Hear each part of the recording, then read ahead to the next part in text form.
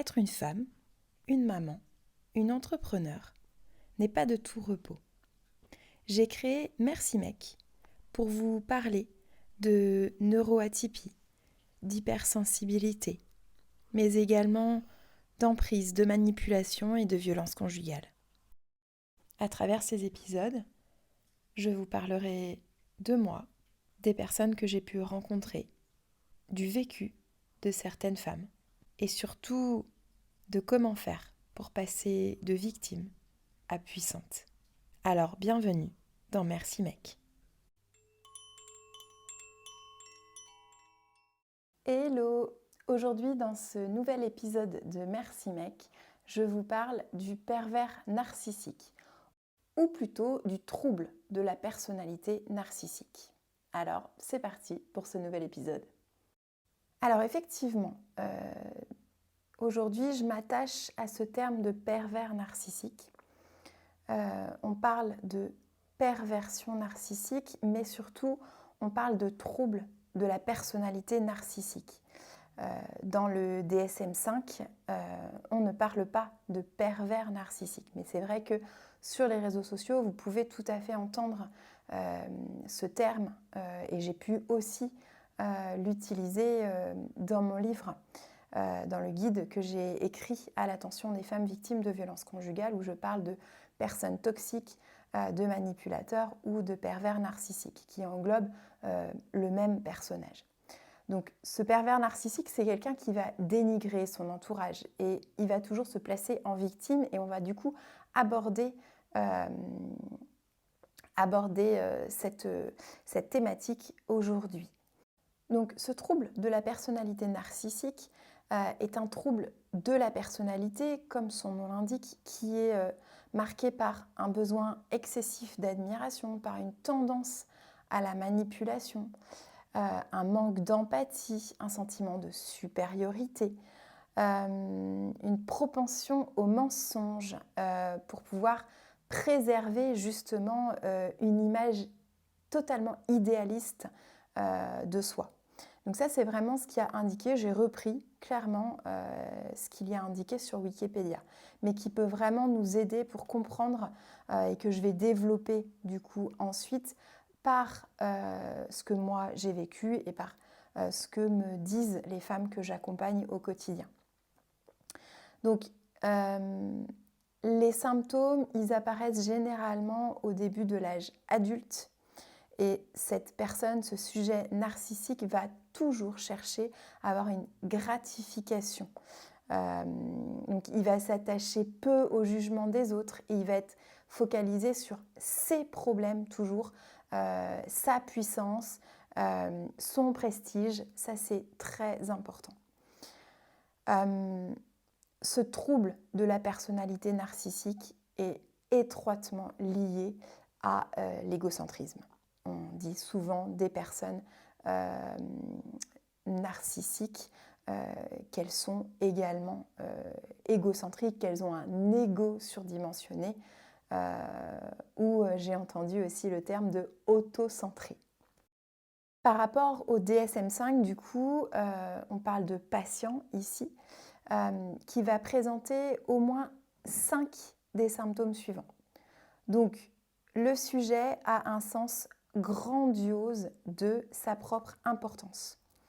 Par exemple, la surestime de soi, c'est-à-dire qu'il va surestimer tout ce qu'il fait, toutes ses capacités, et il s'attend à être reconnu comme une personne supérieure, sans avoir accompli quelque chose d'absolument extraordinaire. Il faut absolument qu'il soit reconnu. Ça, c'est important pour la personne avec un trouble de la personnalité narcissique. Cette personne va pouvoir aussi idéaliser un alter ego conçu comme sujet principal de ces discussions. Il va être absorbé par des fantasmes de succès illimité, de pouvoir, de splendeur, de beauté, de perfection ou d'un amour idéal. Il va s'énerver facilement quand on ne répond pas à ses désirs ou à ses besoins. Si ça ne tourne pas autour de lui, ça va devenir une catastrophe. C'est évidemment quelqu'un qui pense être absolument unique, absolument spécial. Et du coup, quand il n'est pas compris par les autres, quand il n'est pas admis dans un groupe, et cette personne pense donc qu'il ne peut être compris ou admis que par des personnes absolument spéciales ou à des institutions qui ont une très très grande réputation, puisque l'estime de cette personne est vraiment, pour lui en tout cas, au-dessus de tout. Cette personne a donc un besoin excessif d'être admiré, d'être représenté généralement. Il pense aussi que tout lui est dû. Il s'attend sans raison à bénéficier d'un traitement favorable, que ses désirs soient satisfaits immédiatement. Et si ce n'est pas le cas, eh bien justement, les émotions peuvent être décuplées. Il va avoir tendance à exploiter l'autre, notamment dans les relations interpersonnelles. Il va utiliser autrui en fait pour parvenir à ses propres fins. Ça peut être des mensonges, du chantage, de la violence, tout ça pour obtenir ce qu'il a envie et ses besoins, pour satisfaire ses besoins. On parle également d'un manque d'empathie. En fait, il n'est pas disposé à reconnaître ou à partager les sentiments et les besoins d'autrui. Par contre, quand ça le concerne lui, là forcément, il y a une empathie chez cette personne-là, mais elle n'est pas caractérisée de la même façon qu'une personne dite saine, entre guillemets. Ensuite, ce sont des personnes qui envient souvent les autres, des personnes jalouses et que tout doit leur revenir. Donc ce que font les autres doivent aussi leur revenir ou leur appartenir. Ce sont des personnes qui peuvent cacher des informations pour justement arriver à leur fin et ils vont pouvoir mettre en place des stratégies absolument incroyables pour justement réussir encore une fois à être gratifiés. Et pour terminer, ce sont des personnes qui font preuve d'une attitude, d'un comportement lié à l'arrogance. Quand je discute avec des femmes, elles me disent tout le temps que « Ah non, mais cette personne, elle était hautaine, on n'avait pas envie de l'approcher. » Alors, moi, je reviendrai un petit peu là-dessus parce que dans mon livre, je l'explique, il y a Isabelle Nazarga qui a fait tout un test pour savoir si on vivait ou on avait pu vivre avec une personnalité narcissique. Et elle explique qu'il y a plusieurs types de manipulateurs.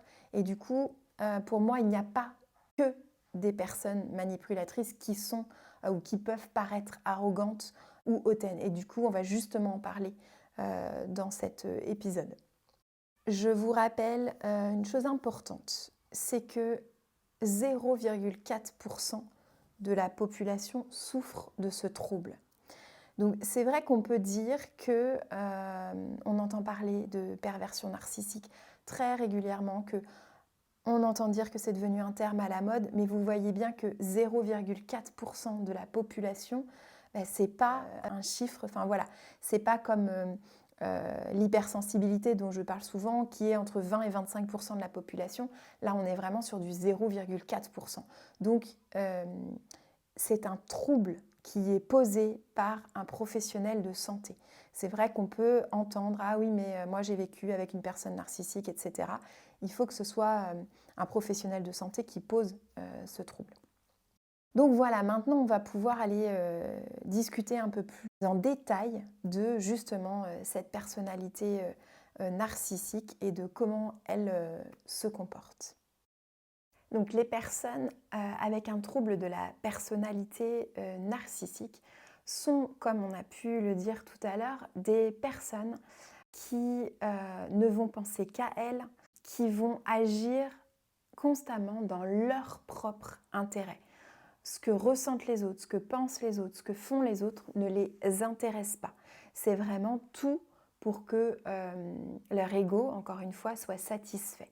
Donc il faut vraiment penser à ça parce que c'est une personnalité quand même assez compliquée. Ce que je veux dire aussi, c'est que ces personnes-là n'ont pas les mêmes attentes que les autres. ces personnes-là vont se nourrir de l'autre pour justement être valorisées, pour exister. Je repense toujours à cette phrase qu'une psychologue m'avait dit.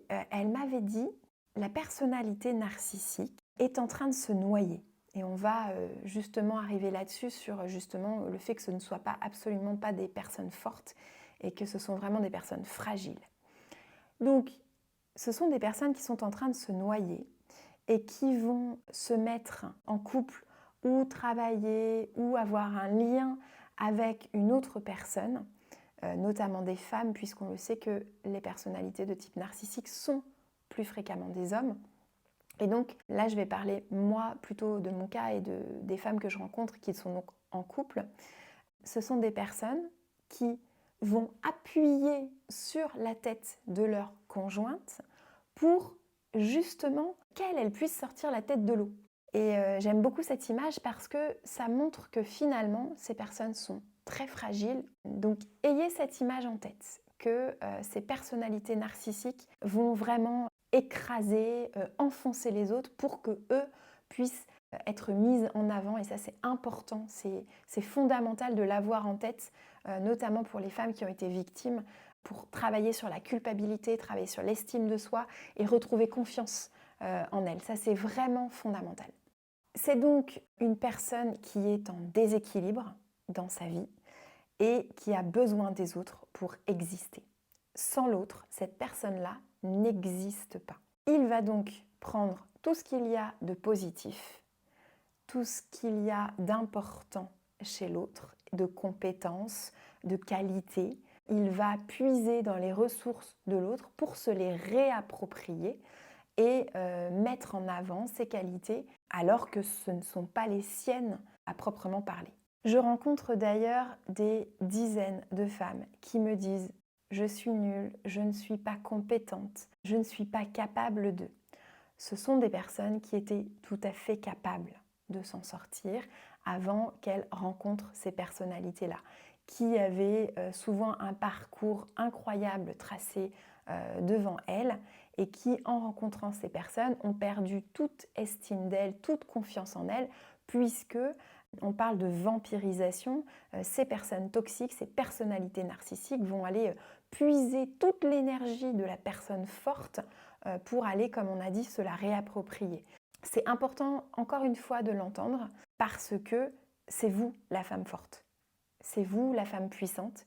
Et en fait, il vous est juste pris toute votre énergie au fil du temps que vous aurez passé avec lui. Et évidemment, plus vous aurez passé de temps avec une personne narcissique, et peut-être que plus ce sera difficile de retrouver confiance en soi. Mais ne vous inquiétez pas, on peut y arriver.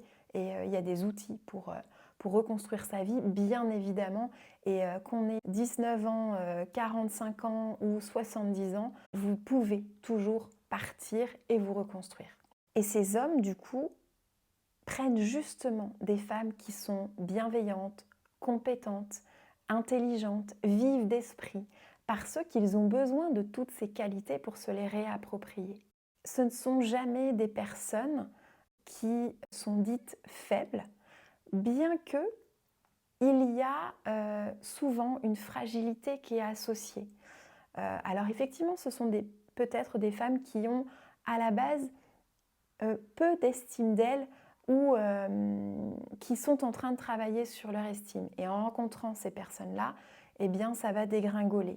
Mais elles ont quand même une estime d'elles à la base et ce sont des femmes qui sont capables de se construire et de faire des choses incroyables. Donc, ces personnalités narcissiques vont, encore une fois, prendre des femmes qui sont bienveillantes, qui sont fortes, qui sont puissantes, qui sont intelligentes, parce qu'ils ont besoin d'elles. Sans ces femmes, ces hommes n'existent pas.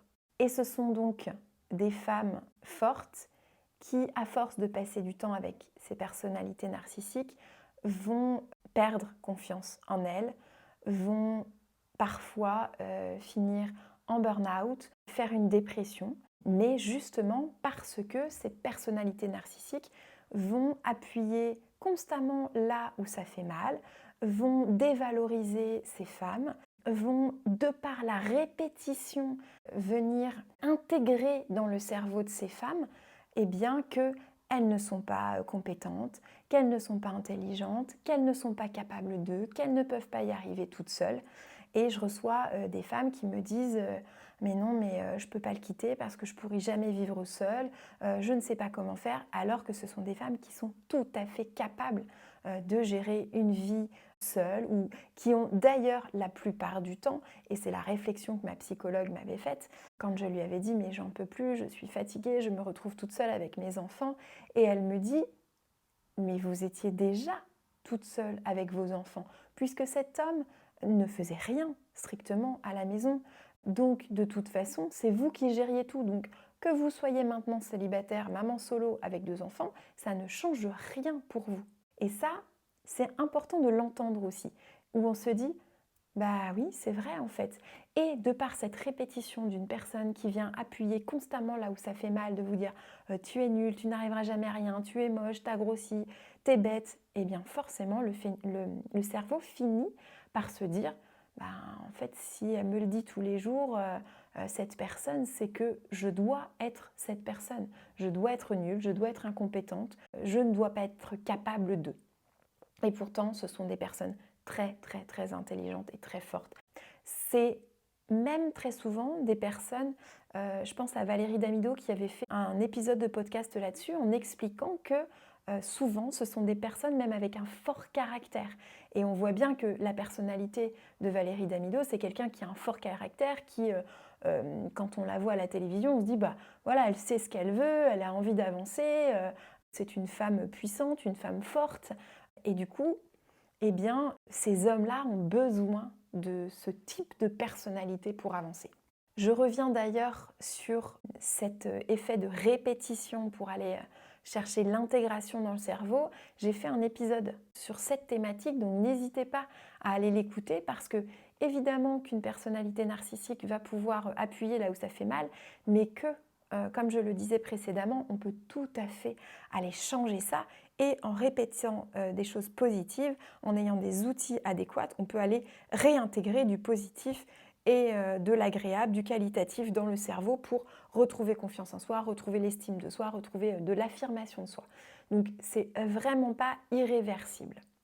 Et d'ailleurs, on dit que à partir du moment où ces femmes prennent conscience finalement ou reprennent conscience de leur qualité, de leur pouvoir, de leur puissance, même à un degré très faible, et qu'elles se disent mais non, ça ne vient pas de moi, eh bien ces femmes partent. Ou alors ce sont des femmes qui justement ne tombent pas dans l'emprise de ce type de personnalité puisqu'elles se disent non, mais ce qu'il me dit là, ce n'est pas vrai, je ne suis pas comme ça, et donc c'est lui qui a un problème. Et l'idée n'est surtout pas là de vous faire culpabiliser si vous avez été sous emprise d'une personnalité narcissique.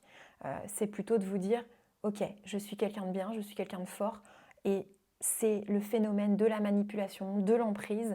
Ce n'est pas de ma faute si j'en suis arrivée, si j'ai vécu ça avec cette personne. Ça, c'est important d'appuyer là-dessus. Je reviens maintenant sur le fait que ce sont des personnes, vues de l'extérieur, qui paraissent très fortes, très à l'aise, qui savent souvent très bien parler en public, qui montrent tout vraiment pour que ce soit des personnes vues de l'extérieur, vues des amis, vues de la famille, vues des collègues, des personnes qui vraiment montrent que ce sont des personnes incroyables et qu'elles ont des qualités absolument extraordinaires. N'oubliez pas que quand on en fait des tonnes, c'est justement parce qu'on n'est pas à l'aise, parce qu'on ne sait pas comment faire, qu'on n'a pas d'outils, qu'on n'est pas suffisamment fort psychologiquement et mentalement pour avancer. Donc ce sont vraiment des personnes qui sont, alors je ne vais pas utiliser le mot faible, mais qui sont fragiles psychologiquement. Souvent, il y a un vécu, il y a du passif derrière. Il y a de nombreuses études qui montrent que ces personnalités narcissiques ont vécu souvent elles aussi des violences par le passé ou qu'elles ont eu justement des personnes qui les ont rabaissées. Et du coup, ça jouer elles aussi sur leur estime, leur confiance en elles, et elles ont reproduit ce schéma-là. Donc ce sont vraiment des personnes qui n'ont pas confiance en elles, qui n'ont aucune estime d'elles et qui ont besoin, encore une fois, de femmes fortes pour, entre guillemets, sortir du lot. Et en faisant des tonnes, eh bien, ces personnes-là peuvent paraître et paraissent très souvent pour des personnes incroyables, des personnes absolument géniales, le voisin qui file un coup de pouce dès qu'il y en a besoin, qui est toujours là quand on a besoin, qui est prêt à aider, qui va vous donner les meilleurs conseils de la planète. Et du coup, souvent, on entend des amis, des collègues, des voisins dire ben non mais c'est pas possible, il n'a pas pu faire ça, c'est pas lui, c'est pas cet homme-là, nous on le connaissait pas comme ça, non ça ne correspond pas du tout à la personne que tu me décris.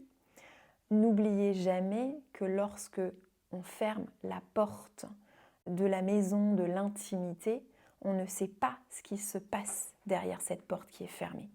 Il y a donc de nombreuses femmes qui ne sont pas crues parce que les voisins, les amis, les collègues peuvent justement dire que non, ce n'est pas possible, que cette personne n'est pas comme ça et que la femme peut être associée justement à une personne hystérique, une personne folle ou qui raconte n'importe quoi. Alors les solutions, je ne le rappellerai jamais assez, j'insiste dessus dans mon livre, la solution c'est de partir.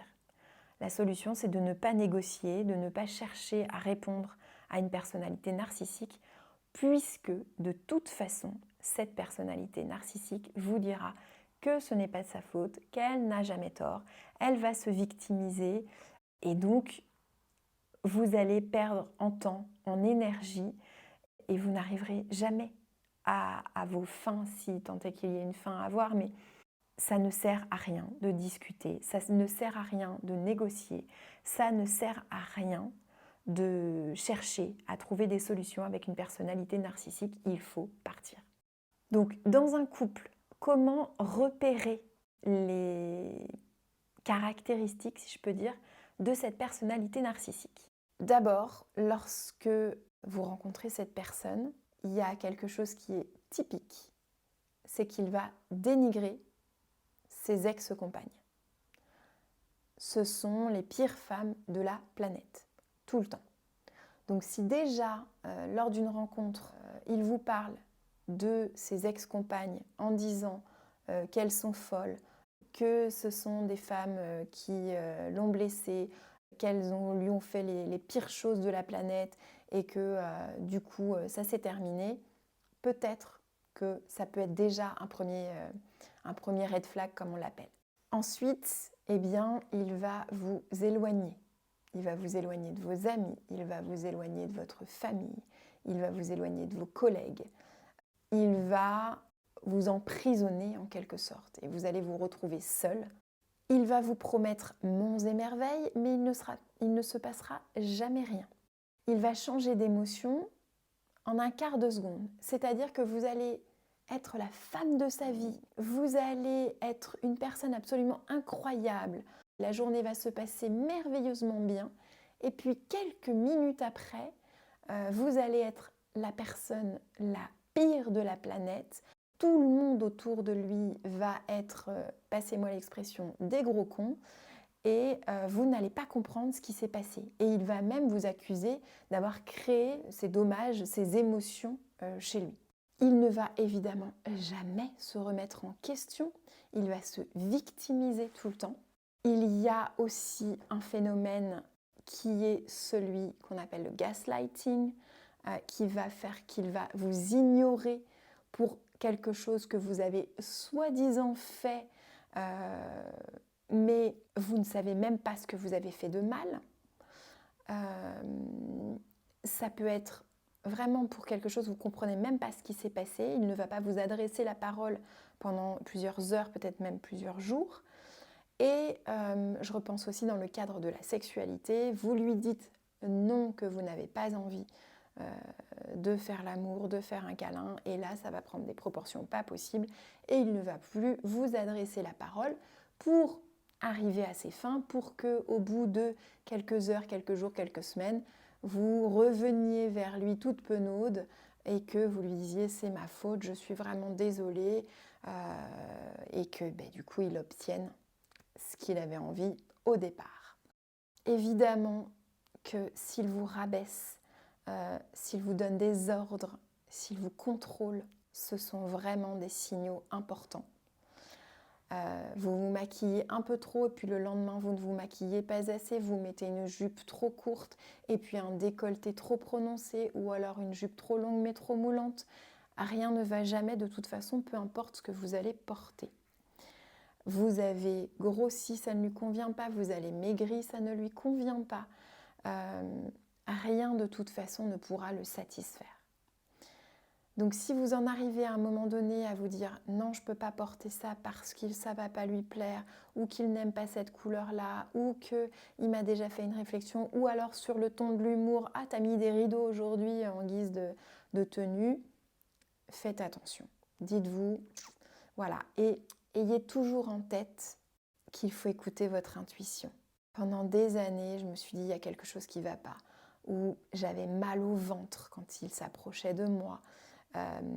Je me posais des questions, je me demandais toujours si c'était moi qui avais un problème. Et hors de la maison, les autres ne me disaient pas qu'il y avait un souci, justement.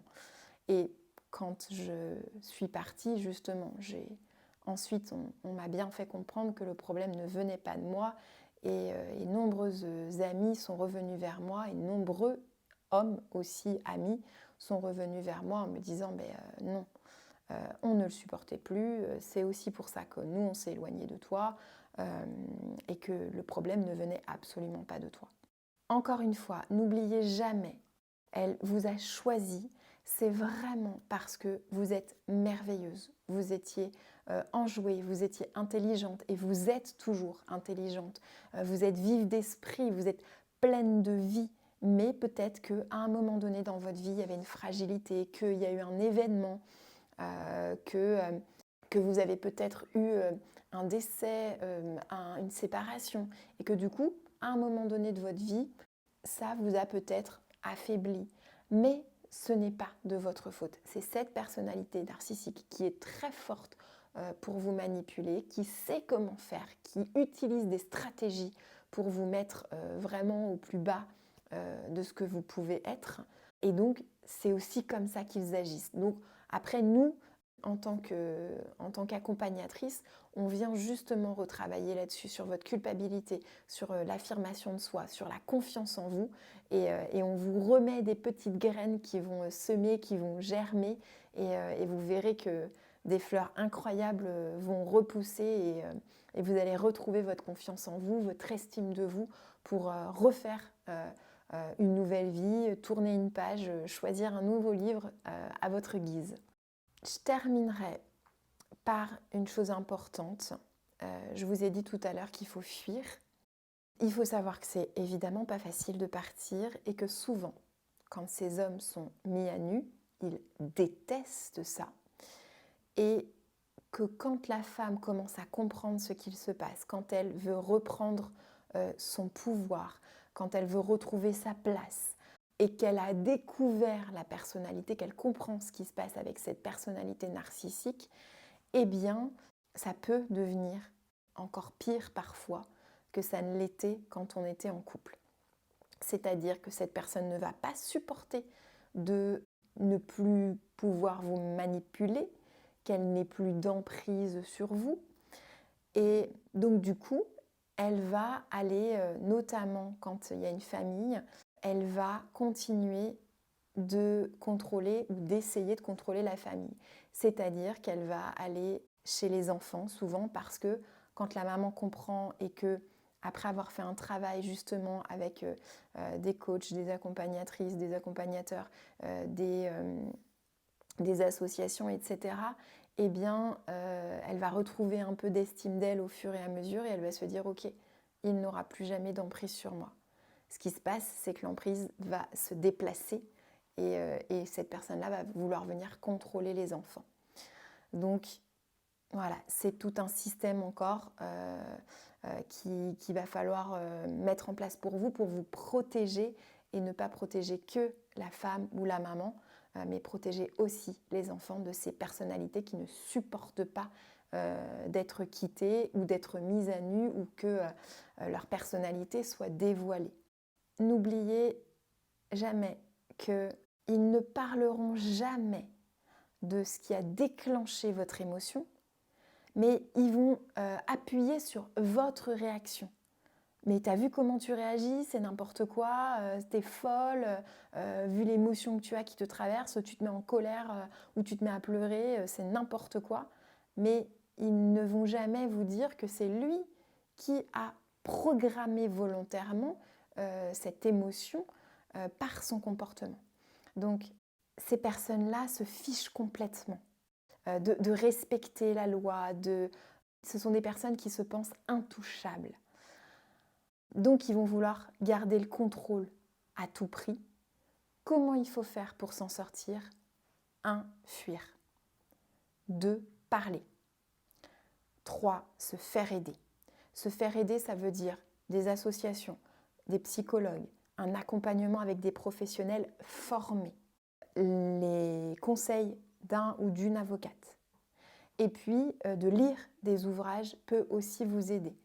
Attention à ne pas trop en lire non plus, parce que il peut justement, alors c'est là aussi toute l'importance d'être accompagné, c'est que ces livres peuvent aussi venir déclencher, rappeler des souvenirs, vous faire comprendre des choses et vous dire, bah oui, mais en fait, effectivement, c'est une personnalité sans doute narcissique que j'avais en face de moi et il m'a fait vivre ça, ça, ça. Et tout ce qui a marqué dans les livres, c'est ce que j'ai vécu. Et ça peut venir créer du stress, de l'anxiété, provoquer des crises d'angoisse. Donc attention à ça et soyez bien accompagnés. Vous ne pouvez pas vous en sortir toute seule. De fuir, de partir, c'est déjà extraordinaire. Allez porter plainte si vous en ressentez le besoin. Dès que vous en ressentez le besoin, faites-vous aider pour aller porter plainte et demandez conseil. Revenez vers vos familles, revenez vers vos amis. Osez retrouver des personnes que vous aviez perdues, mais ne restez pas seul. Voilà, je terminerai là-dessus. Ne restez pas seul et n'oubliez jamais que vous êtes incroyable. Vous êtes une femme merveilleuse et ce n'est pas de votre faute ce que vous avez vécu. Ces personnes-là savent tout à fait comment faire. Et c'est vraiment un cycle de la manipulation, on pourra en parler et peut-être je ferai justement un post là-dessus sur le cycle de la manipulation prochainement. Voilà, en tout cas, merci mille fois pour votre écoute et je vous dis à très très vite pour un nouvel épisode dans Merci Mec.